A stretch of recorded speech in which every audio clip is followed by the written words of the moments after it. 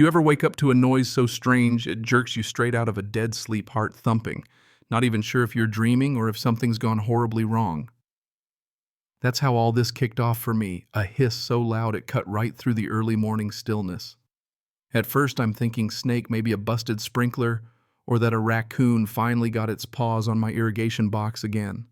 But then the pool lights start flickering and there's this fog rolling off the water, cold and thick, like the whole pool just got zapped by a giant freezer. I'm still half asleep trying to process it when my phone rings. And that's when things get weird fast. Turns out it wasn't just my pool, half the neighborhood lost heat overnight. The elementary school, the old folks' home, even the fire station down the road. Everybody's shivering. All because of one thing, the geothermal heating node I'd quietly built under my own backyard, which until that moment nobody seemed to know or care existed. See, I'm an engineer by trade, always been the kind of guy who can't resist tinkering or saying yes to a new project, especially if it's a challenge. So when the city rolled out a pilot to test integrated geothermal on private land, I offered up my place. Got it approved, got it built, and hooked it up not just to my pool and house, but also with the city's nod. Quietly fed heat to a bunch of neighborhood spots, school daycare, a few homes, even the firehouse. Energy bills dropped, everybody was happy. Well, everybody except Karen. Now, if you've never had a neighbor like Karen, count your blessings. She lived 2 doors down, always in some blinding spandex, platinum blonde skin, tanned like a saddle, running the HOA like it was her personal fiefdom. She'd find a neighbor for a plastic flamingo, once said it was lowering the tone. She never liked me, never did figure out why. Maybe the solar panels, maybe my compost bin, maybe just the fact that I minded my business. She'd spend hours peering over my fence, scribbling notes about my hedges, trying to catch me doing something illegal. You know the type. Anyway, 3 days before the Great Freeze, she'd cornered me by the trash cans. Started grilling me about whether I was stealing heat from the neighborhood grid for my pool. I laughed it off, thought she was joking. She wasn't. Tried to explain, told her the truth, I was supplying heat, not stealing it. She narrowed her eyes and muttered about getting her own guy to inspect my setup. In hindsight, that was my warning shot. So back to the hissing. When I head out, slippers, flapping hoodie pulled over my head, I find the pipe casing by the pool ripped right open, sliced clean through. Not cracked, not worn out, clean cut like someone used bolt cutters. And guess what? I find snagged on a rock a strip of leopard print fabric. Classic Karen. I ran to my security cameras and yep, there she was, all Mission Impossible, creeping around my yard, bolt cutters in hand, tripping over my lawn flamingo, and looking real proud of herself. That part almost made me laugh, right until the second phone call came in from the City Energy Board. They're freaking out because all their sensors just dropped offline at once. And in that hour, word spread like wildfire, parents posting photos of shivering kids at daycare, old folks bundled up like they're crossing Antarctica fire station running on backup. Meanwhile, Karen's posting selfies in front of her freezing pool, whining about sabotage, painting herself as the victim. You can't make this up. I sent the footage to the city and the HOA, and Big Shot got nothing but radio silence from the board. Karen was still president after all. But the city moved fast. Within hours, they filed an official warning to the HOA for messing with municipal testing.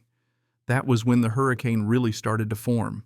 By noon, the neighborhood group chat exploded. Someone leaked the footage, and now everyone's sharing memes calling Karen the cold bringer, wondering what genius cuts a utility line in the middle of a cold snap and then brags about it online. But this wasn't just social media anymore. The city wanted answers. Legal documents started flying, and a health inspector was sent out to the daycare. Standing by my now frozen pool, arms crossed, I could only shake my head. Karen had no idea what she'd really done. She thought she was just messing with me, but in one entitled move, she'd knocked the heat out of an entire community. And now, with the city involved and her face circulating on every meme page, she was about to find out what happens when you push an engineer who just wanted some peace and quiet. If she thought it was over, she was dead wrong. Now, you'd think after being caught red-handed, a person would have enough sense to lie low, maybe even apologize. Not Karen. Next morning, she's out there with a clipboard making up new infractions, telling anyone who'll listen that I'm running some illegal heating racket. She goes so far as to claim she uncovered underground heating tunnels, stealing warmth from every home on the block. Meanwhile, she's the one who physically destroyed the line. I tried reasoning with her tablet in hand, video queued up. Told her the city already had the evidence that people were furious, and I didn't want to drag her through court if she'd just admit it. She laughed in my face, said it'd never hold up because your camera footage is probably AI generated, then threatened to sue me for endangering the public. That was the moment I realized I wasn't dealing with a cranky neighbor. I was dealing with someone truly unhinged. Didn't take long for the rest of the neighborhood to catch on.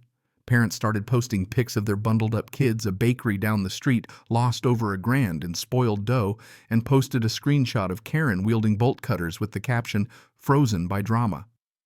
And the HOA, still stonewalling her two best friends, held the other seats, tried to sweep it under the rug with a bland statement about community infrastructure, hoping it would all blow over.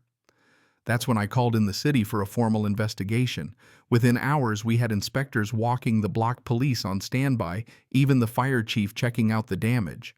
When they saw my setup all buttoned up and compliant, the inspector looked at me and said, "Honestly, this should be the standard." Karen, meanwhile, is out front yelling about city conspiracies. The city called a meeting at the rec center room, packed tempers flaring.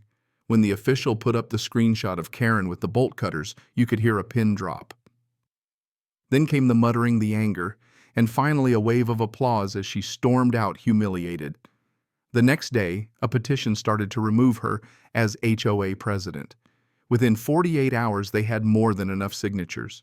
But Karen, stubborn as ever, wouldn't quit. She hired some unlicensed landscaping guys and tried to prove I'd buried dangerous equipment. One of them set off an emergency alarm, and within minutes, we had fire trucks and city workers on the scene. The fire chief listened to her rant, then had a police officer warn her one more stunt and she'd be arrested. That broke the dam. The board stripped her of her title, the city hit her with nearly $100K in fines, businesses and parents filed lawsuits, and the fire department reported her for obstruction. So what did Karen do next? She held a press conference on her lawn, handwritten signs. A lawyer from a strip mall reading legal gibberish, neighbors watching like it was a circus. Within 2 days, even her lawyer dropped her. The city named my node, the official thermal distribution point, locked it down with new signage, and the neighborhood started treating me like the local tech hero. For the first time in years, people thanked me. Kids called my pool the magic spa. Even the neighbor who once thought I was a show-off brought me banana bread. And Karen, she tried one more time, came out waving a cane, handing out flyers about code violations. The block burst out laughing. City forced her to apologize publicly, camera rolling, voice shaking as she admitted everything. After that, it was just a slow, humiliating unravel. The city opened an audit, found she'd been embezzling from the HOA for years. Phony invoices, fake contractors, even her koi pond came out of community funds. She was suspended, broke, and by the time the repo man tagged her car, nobody cared. She filed one last desperate lawsuit claiming we were a cult, and her sabotage was civil disobedience. Judge threw it out in 10 minutes. When the moving truck finally rolled up, she left in silence. No one waved goodbye. Her tiki bar was torn down, a sandbox put up, the new family plugged into the geothermal system within a day. We threw a little poolside party, floating lanterns, kids running around, neighbors swapping stories. And for the first time there was warmth, real warmth on the street, not just from the pipes, but from the people. All it took was one person's cold heart to show us how much better life could be when we looked out for each other instead of trying to freeze each other out. You know what I mean? Funny how some folks just never learn. The more they try to hold on to control, the colder things get.